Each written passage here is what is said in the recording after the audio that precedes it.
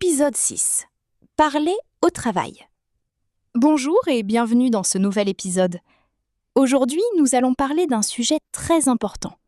Parler au travail en français. Parler au travail est différent de parler avec des amis. Au travail, il faut être plus clair, plus organisé et un peu plus formel. Mais ne vous inquiétez pas. Vous n'avez pas besoin de phrases compliquées. Des phrases simples suffisent. Commençons. La première chose importante est de saluer. Le matin, vous pouvez dire « Bonjour »,« Bonjour, ça va ?» C'est simple, mais très important. Ensuite, quand vous travaillez avec d'autres personnes, vous devez souvent demander des informations. Par exemple, vous pouvez dire « Est-ce que vous pouvez m'aider ? Je peux poser une question ? Pouvez-vous expliquer, s'il vous plaît ?» Ces phrases sont très utiles. Un autre point important est de donner des informations. Par exemple, « Je travaille sur ce projet. Je termine cette tâche aujourd'hui. J'ai une question sur ce dossier. » C'est simple et clair. Au travail, il est aussi important de parler de ses problèmes. Par exemple, « J'ai un problème. Ce n'est pas clair pour moi. Je ne comprends pas cette partie. » C'est normal de demander. Les gens préfèrent que vous demandiez plutôt que de faire une erreur. Un autre point important est de proposer des idées. Par exemple, « Je pense que c'est une bonne idée. On peut essayer ça. Peut-être que nous pouvons faire autrement. » Ces phrases montrent que vous participez. Au travail, il faut aussi être poli. Comme nous avons vu dans l'épisode précédent, utilisez « s'il vous plaît »,« merci »,« pardon ».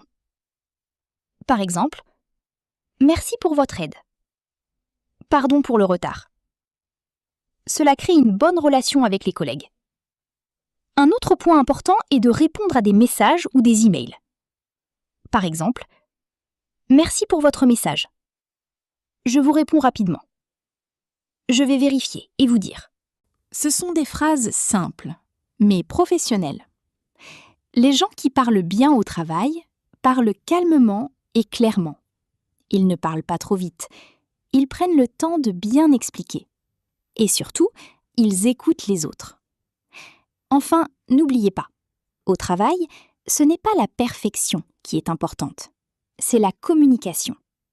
Être clair, être poli, être simple. Alors aujourd'hui, essayez une chose.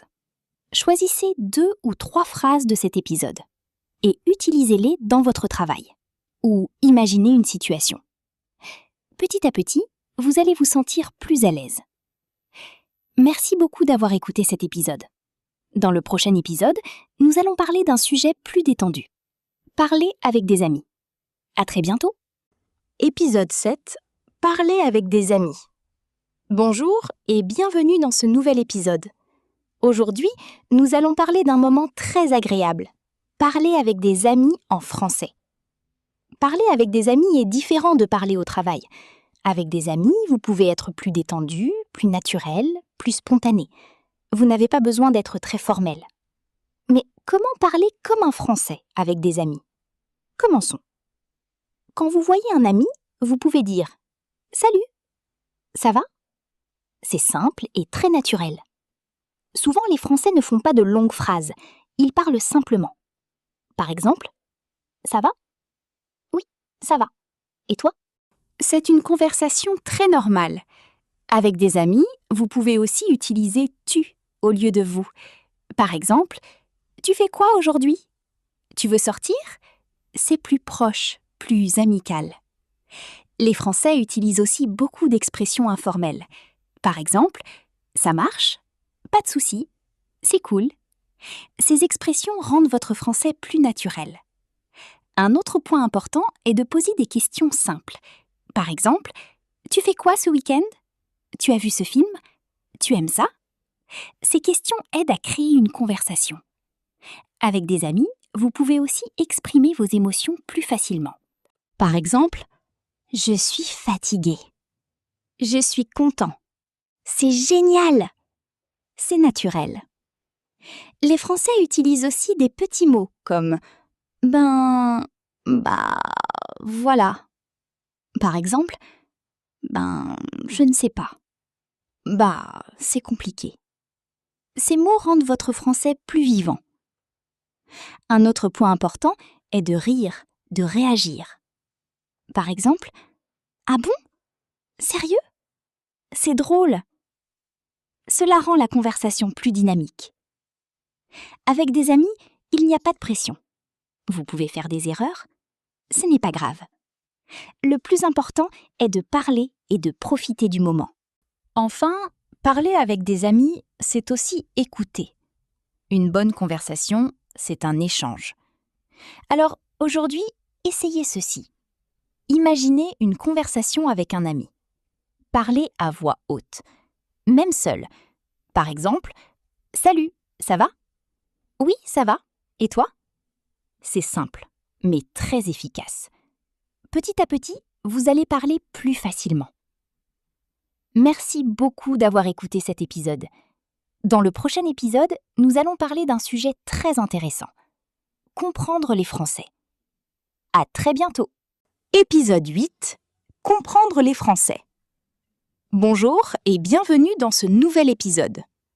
Aujourd'hui, nous allons parler d'un sujet très important. Comprendre les Français. Apprendre une langue, ce n'est pas seulement apprendre des mots. C'est aussi comprendre les personnes, la culture et la manière de penser. Parfois, vous comprenez les mots, mais vous ne comprenez pas la personne. C'est normal. Alors, comment mieux comprendre les Français ? D'abord, il faut savoir que les Français parlent souvent rapidement. Ils font des phrases courtes, ils utilisent des expressions, et parfois, ils ne prononcent pas tous les mots clairement. Par exemple, « je ne sais pas » devient souvent « je sais pas ». C'est normal à l'oral. Un autre point important est que les Français utilisent beaucoup de contexte. Ils ne disent pas toujours tout. Ils pensent que vous comprenez. Par exemple, ils peuvent dire « on se voit à 8 ?» Ils ne disent pas « où » parce que c'est déjà clair dans la situation. Il faut écouter et comprendre le contexte. Les Français utilisent aussi beaucoup le langage du corps. Les expressions du visage, les gestes, le ton de la voix, tout cela est important. Par exemple, une phrase peut être positive, mais avec un ton différent, elle peut changer de sens. Un autre point important est que les Français aiment discuter. Ils aiment donner leur opinion. Ils peuvent parler de sujets comme le travail, la politique, la vie. Parfois, ils ne sont pas d'accord. Mais ce n'est pas un problème, c'est normal. C'est une partie de la culture.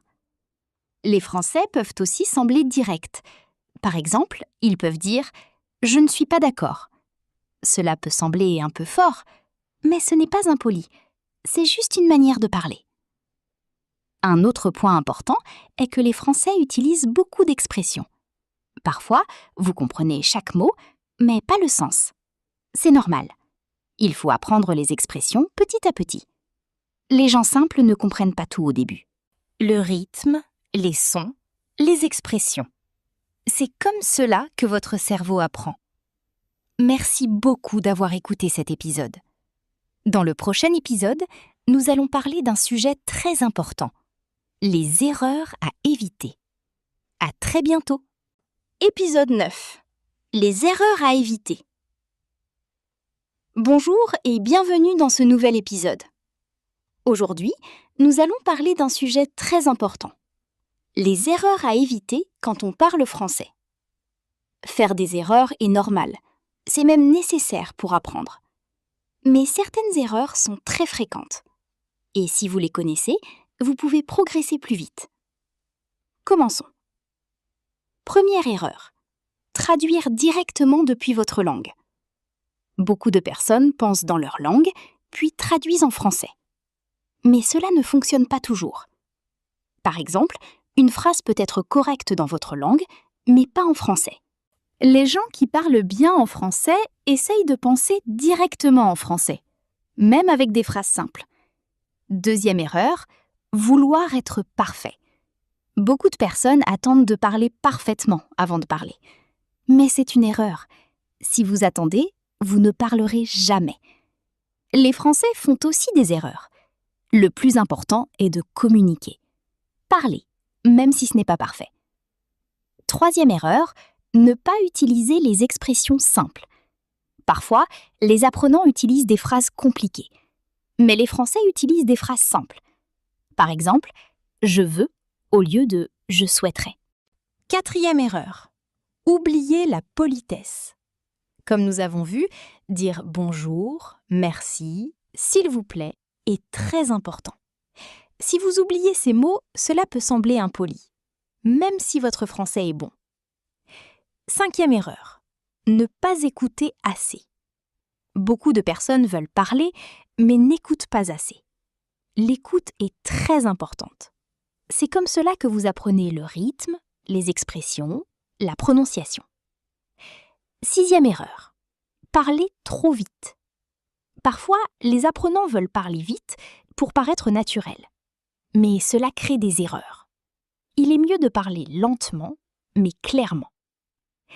7e erreur. Avoir peur. La peur bloque. Peur de faire des erreurs, peur de parler, peur de ne pas comprendre.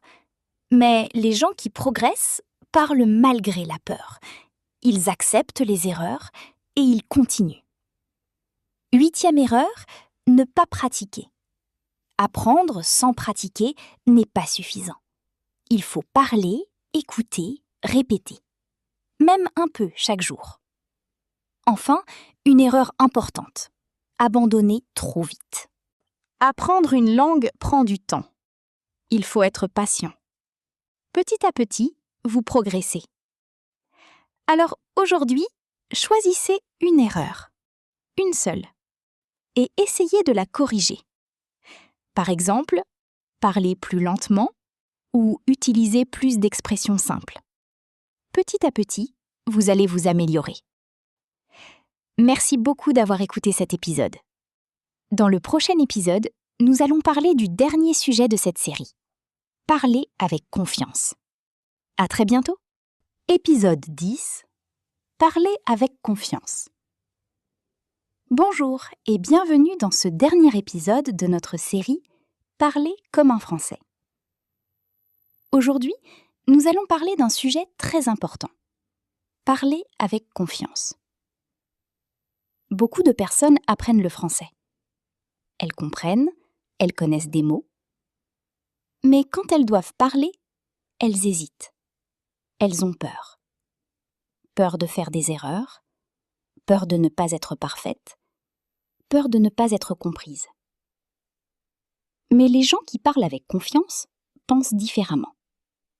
Ils ne cherchent pas la perfection, ils cherchent à communiquer. Ils acceptent les erreurs. Ils savent que les erreurs font partie de l'apprentissage.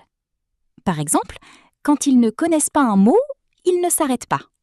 Ils utilisent des mots simples, ils expliquent autrement. Et cela fonctionne. Parler avec confiance, ce n'est pas parler parfaitement. C'est parler avec calme et continuer. Un autre point important est la pratique. Les gens confiants parlent souvent, même seuls. Ils répètent, ils essayent, ils s'entraînent. Plus vous parlez, plus vous vous sentez à l'aise. C'est comme un muscle. Plus vous utilisez votre français, plus il devient fort. Les gens confiants parlent aussi lentement. Ils prennent leur temps. Ils ne cherchent pas à parler vite. Ils veulent être clairs. Et cela donne une impression de confiance. Un autre point important est la pensée. Comme nous avons vu dans la série, vos pensées sont importantes. Si vous pensez « je ne suis pas capable », vous perdez confiance. Mais si vous pensez « je vais essayer », vous vous sentez plus fort. Les gens confiants choisissent des pensées positives. Ils se disent « je peux apprendre »,« je progresse ». C'est normal de faire des erreurs. Ces pensées changent tout. Les gens confiants acceptent aussi de ne pas tout comprendre. Et ce n'est pas un problème. Ils demandent « tu peux répéter ? Tu peux expliquer ?» Ils participent. Ils ne restent pas silencieux. Enfin, parler avec confiance, c'est oser. Oser parler. Oser essayer. Oser faire des erreurs. Chaque fois que vous parlez, vous progressez, même si ce n'est pas parfait. Alors aujourd'hui, essayez une chose simple. Même une phrase, même seule, et dites-vous « je peux le faire ». Petit à petit, votre confiance va grandir. Et un jour, vous parlerez naturellement. Merci beaucoup d'avoir suivi cette série avec moi. J'espère qu'elle vous a aidé à apprendre, à comprendre et à progresser. Et souvenez-vous, parler une langue, ce n'est pas être parfait, c'est être courageux. À très bientôt pour une nouvelle série.